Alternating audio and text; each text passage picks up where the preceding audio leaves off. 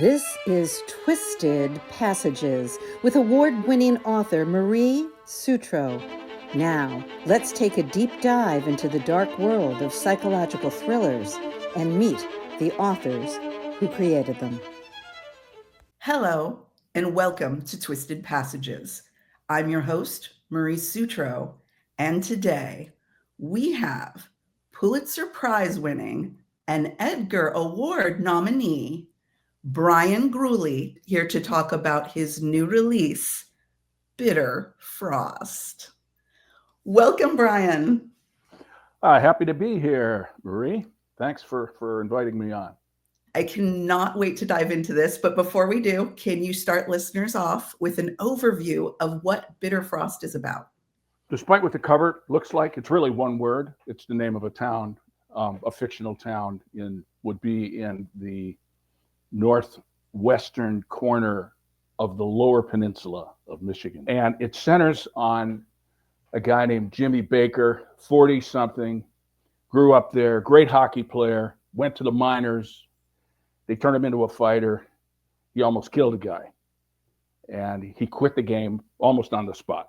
Now it's 13 years later, and Jimmy's a Zamboni driver for the local team, the Ice Kings. You see my shirt. And he has, in the process of all the litigation involved with this guy he hurt so badly who never played again, he lost his wife. He's estranged from his daughter, and he's got this little job in this little town. And he tells himself every day is a penance. And then one night he wakes up on his kitchen floor. He's covered in blood. His hands and his head are killing him. He doesn't know what happened really. And within a day or two, he is the prime suspect in a brutal double murder. Jimmy doesn't know if he did it, but he does know that he's capable of having done it. So we're off. We are off. And the best part about that setup is not only does Jimmy know he's capable of it, like you said, because of his past, it's publicly known that he's capable of it. Yes. Even though he hasn't had any problems, physical problems since then, nevertheless, that's his legacy. That he beat Corey Richards nearly to death, and Richards now lives in a wheelchair. One of the things that is the most absolutely poignant about this story is that even though he drives a Zamboni, even though he's an ex-hockey player, and hockey does drift into the story in different ways, it's not just a sports story. It's such a compelling human interest story wrapped up in this amazing thriller. And Jimmy's character, so many of these characters are beautifully crafted, but Jimmy just drew me in from the first few words. I fell in love with him. How did you come up with Jimmy? So Jimmy is inspired by something. He's not like an analog of what I'm going to tell you, but he sprung from some thinking I did about something that happened in the National Hockey League 21 years ago. A player named Todd Bertuzzi, a very good player, got into a pretty nasty fight with a guy named Steve Moore. They're opposing teams. And it was violent. And Moore ended up with injuries that prevented him from playing ever again. Bertuzzi went through civil and criminal litigation hell. He did resume his career. It was a pretty good career. He has expressed deep remorse for it. And I make no judgments. I don't know what was going on between those guys. But what stuck with me, even way back then, Marie, as a hockey player myself, is how do you cope with the idea that you may have ruined somebody else's life? And maybe it's a hockey fight. Maybe you got drunk and hit somebody in your car. There's a lot of ways, maybe you fell asleep in your house and it burned down and one of your kids died. How do you deal with that? You're alive now for the rest, for a long time. And that's really Jimmy's central daily dilemma, is dealing with that. And now, what happens one night in BITTERFROST brings that into sharp relief for him, for his lawyer, Devin Payne, and for the detective who investigates the case, Garth Klimek. It's just amazing how well you make us care about these folks who are imaginary. And whether it's, Devin comes to mind. She is such a beautifully strong person. She's brilliant. You have some amazing, her intro scene is so darn good for a strong chick. I absolutely loved that scene with her. You also gave us a different type of character who is just as meaningful in the story, but isn't human. And I'm referring to Zelda. Oh, I wondered where you were going with that. Yes, Zelda the Zamboni, and Zelda is a celebrity in Bitterfrost, where the town rallies around an elite junior team called the Ice Kings, team Jimmy played for when he was a kid. So there's a whole group of fans who sit at one end of the arena called Zelda Zealots. It's almost like Zelda is more important than the team. She's not really, but and Jimmy's attached to her, so he gets a little bit of this adulation too, and he likes it. And as it happens, Zelda, in an indirect way, this, Marie, figures in the final scene. So, I thought it was beautiful, and I loved Zelda. I fell in love with her too, and it's odd because I shouldn't be in love with a machine. Yeah. But what was great about Zelda was that through her, you really brought us into that dynamic of what small towns are all about. And Zambonis are, I've been to some NHL games and folks love the Zambonis. But in the story, what I thought was so interesting was, that some of that Zelda love transfers, as you said, to Jimmy.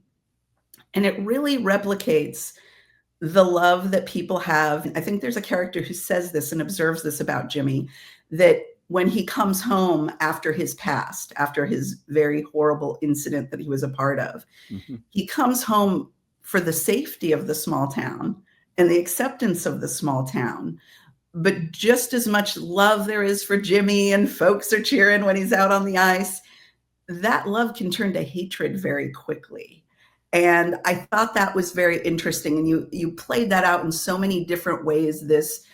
Some of the folks we get to meet in the small town, but then there's kind of the faceless small town dynamic that is full of ever increasing judgment and acrimony.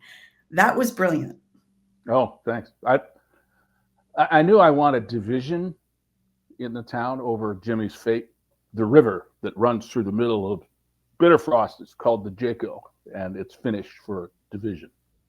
There has to be some tension over whether he did it or whether he didn't. Right. And it can be a small town, it can be an entire country. I mean, we're seeing it now. We fight over every damn thing. And as Eleanor Payne, Devin's mother, and the owner of the Ice King says, the fights are supposed to be on the ice, not in the stands. But that's how people, they get all bound up in the small p politics of this case, which overwhelms them. A little town like that with a case that is being covered by Dateline and other big media outlets. And it's interesting because you see this happen so much, as you said, it how we have become as a society. There's so much team identification, and to go back to Maslow's hierarchy, group identification, right? Everybody needs to feel like, hey, I'm on this team and I've got to take this position and I've got to cheerlead for my team, whatever it is. And it was really interesting to see that dynamic of how love can turn to hate, how very quickly that can happen, even in a place where you think you're safe. And what is trust? Do people always trust you, or do they only trust you when they want to? Really, I just thought, well, nobody is going to agree on this 100%. They're not going to have 100% agreement for Jimmy. So there's just going to be some division, and, it works as a tension-inducing piece of the story. But, the main tension is, did he do it? And that question of did he do it comes back to whether or not Jimmy is a reliable narrator. And part of it is, can he remember? But part of it is, what's going on in Jimmy's head? Well, CTE is the initials for something I'm not even going to try to pronounce, but it's a disease in which severe or repeated blows to the head cause, in effect, brain damage. There's a lot of research, and it's not totally conclusive yet, but certainly football players, hockey players, you can't really diagnose CTE. You find it after they die, usually, and you can look at open the head and look at the brain and see these plaques that are on the surface of the brain. But the main thing is, and it's just a possible explanation for Jimmy's possible behavior on the night in question, and why he can't remember it. And there's other questions. Well, did he really have only one highball? That's his routine, one highball. But did he really have a lot more, and that's why he can't remember? Or is it partly the CTE because Jimmy not only was a hockey player who endures physical hits, but he was a fighter, and there's been a number of fighters, NHL fighters, who have died, and they open up their heads and they have CTE, and they went through. Some of those people went through even worse, like depression, alcoholism, etc., because of the damage to their brain. So it's a possible, but there are other explanations that only become clear later in the book. Readers are going to have questions, and that's really what you want, is for readers to have questions, so they keep reading to try to get those questions answered. You slow played the answers and kept adding new questions to keep us turning those pages. It is fiction, and it's a little different than what you've done in the past in your career, right? I mean, I've written books, fictional books, but most of my career was nonfiction. I wrote for a number of newspapers and then finished my career 25 years at the Wall Street Journal and Business Week magazine. And I wrote narratives, but I don't think I ever wrote one about a murder. I wrote one about somebody who died, and I wrote about a rape case, but most of my stories were about how industries and businesses work.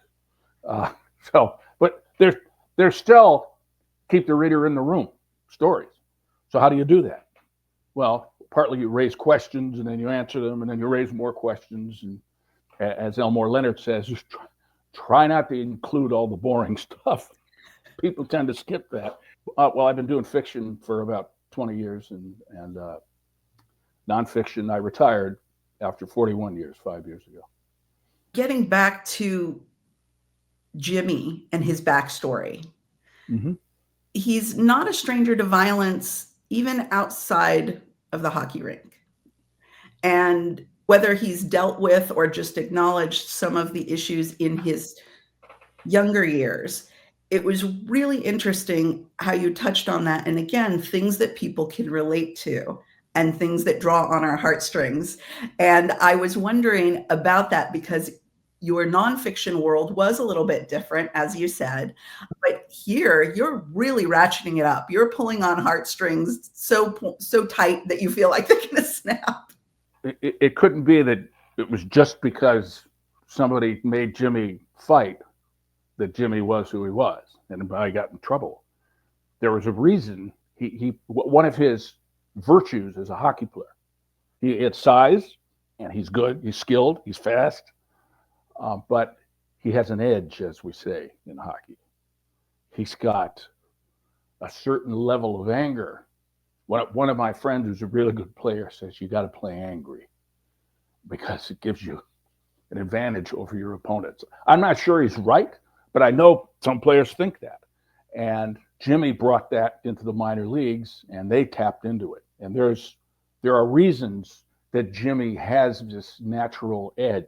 He really is deep down angry about some things that have nothing to do with the game. And what's interesting about that for the reader and really ratchets up the thriller component is we're always waiting to see. We don't know what happened when he blacked out, but every moment since then, we're waiting to see, is he going to blow? Is he going to blow? Is he going to blow? Because it's a pressure cooker that you've put him in this small town with the scrutiny, with the progression of the investigation, and just that tension of waiting to see, is he going to blow? Is he going to give into this? Was really just so nerve-wracking and fun. Oh, wow. Good. He doesn't exist, so it's all right. So when you're not writing, I understand you do some other things. Well, my wife and I have 3 kids and 5 grandchildren, so we like to spend time with them when we can. They're kind of far flung, but we go see them. They come see us. I play hockey, usually once or twice a week. During the winter, a couple times a week, and during the summer, probably only once. I like to play golf. I'm terrible at it, but I enjoy being out there. I'm going to play this afternoon after I'm done here. And I obviously, I like to read. We like to travel. It's been a busy several months, even though I don't have a full-time day job, so to speak. I'm almost finished with a sequel to BITTERFROST, and it's been difficult. It's a mess, but it's always a mess at this stage. BITTERFROST was a mess, but I'll get there. Yeah, well, I like doing all that stuff. Yeah. Well, I was wondering specifically about something else that you do that's another art form that involves the words "the Ritz." Oh, the Ritz.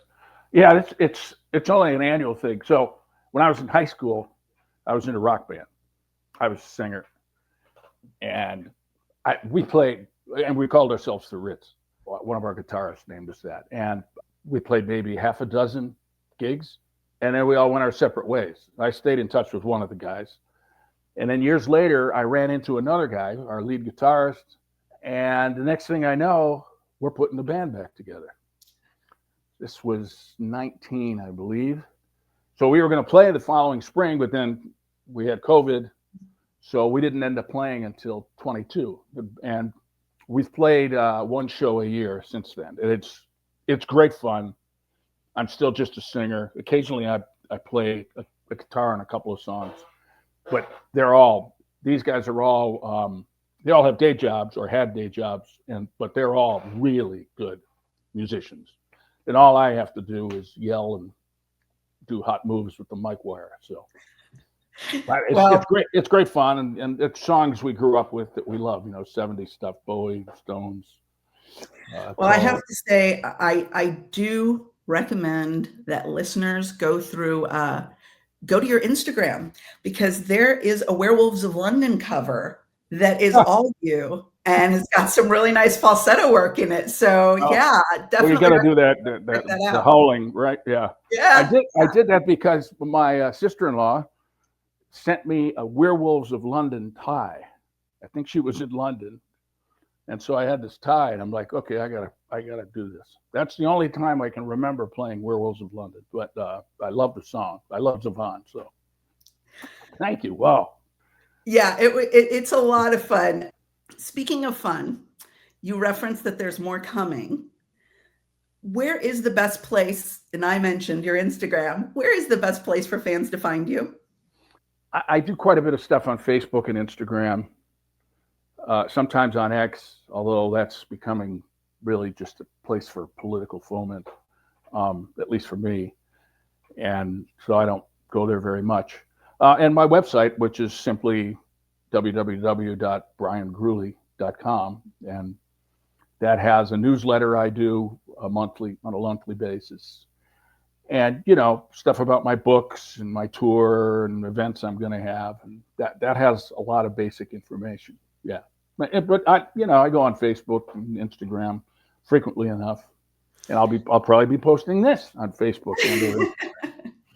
Awesome. Anytime that I can be co-listed against Werewolves of London, hey, that's a good day. Well, thank you, Bryan. Thank you for such a great read. Again, BITTERFROST, absolutely awesome. Thank you, Marie.